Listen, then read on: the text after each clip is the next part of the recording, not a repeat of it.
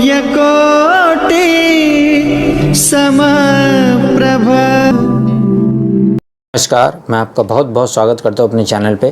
तो आइए इस वीडियो में मैं बात करूँगा कि आने वाली नवरात्रि में प्रेम विवाह का एक अचूक उपाय।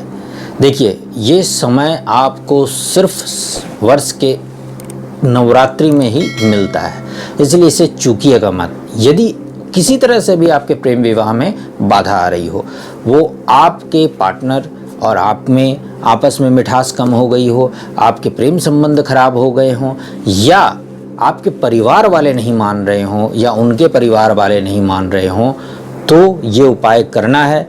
याद रखिएगा, जो उपाय है वैसा ही है। आपको ये देखना है कि अगर आपके परिवार वाले नहीं मान रहे तो आपको करना है, अगर उनके परिवार वाले नहीं मान रहे तो उनको करना है, और अगर आपके पार्टनर नहीं मान रहे हैं तो आपको करना है।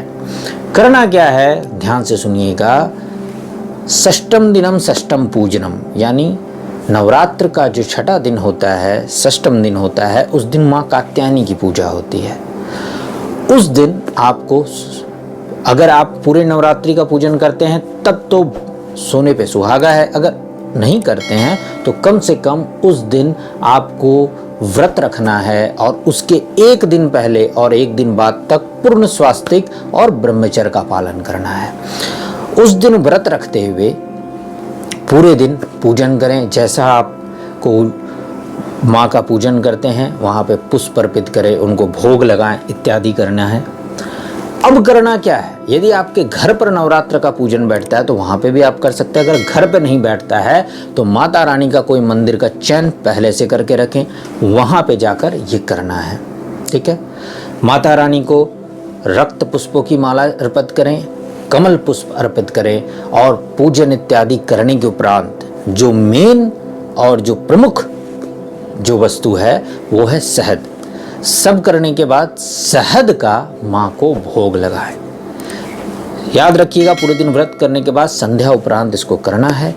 और अगर आप मंदिर में जा रहे हैं तो पंडित जी को विशेष दक्षिणा देकर भोग अवश्य लगवाएं। भोग लगवाने के बाद उस शहद को आपको ले लेना है, बस इतना ही करना है। अगर जो भी आपके विवाह में नहीं मान रहा, अगर आपके पार्टनर नहीं मान रहे, आपका रिश्ता खराब हो गया, तो किसी भी तरह वो शहद प्रसाद स्वरूप उनको देना है। अब कैसे देना है ये मत मुझसे पूछिएगा, पर किसी ना किसी तरह की मंदिर में ही बुला लें कि आपको प्रसाद, मैंने व्रत रखा है, प्रसाद तो आप ले ही सकते हैं। अगर आपके परिवार वाले नहीं मान रहे हैं तो आपके परिवार वालों को प्रसाद स्वरूप वो देना है, और यदि उनके परिवार वाले नहीं मान रहे तो उनको आपके अपने परिवार वालों को देना है। इसकी व्यवस्था आपको करनी है, वो आप सोच लीजिए। और जब आप माँ को भोग लगाएं तो कि जो प्रेम विवाह में जो भी दिक्कत आ रही है उससे रिलेटेड प्रार्थना अवश्य कर लें कि माता रानी, मेरे परिवार वाले नहीं मान रहे हैं, या मेरा पार्टनर नहीं मान रहा है, या उनके परिवार वाले, जो समस्या है वो समस्या बोलकर इसका निवारण करें। बस पूरे प्रेम भाव से करना है, क्योंकि माँ सिर्फ आपका भाव ही देखती है। अगर आप ऐसा करेंगे, विश्वास मानिए, आने वाले कुछ ही समय में आपको चमत्कारिक रूप से इसका लाभ होगा।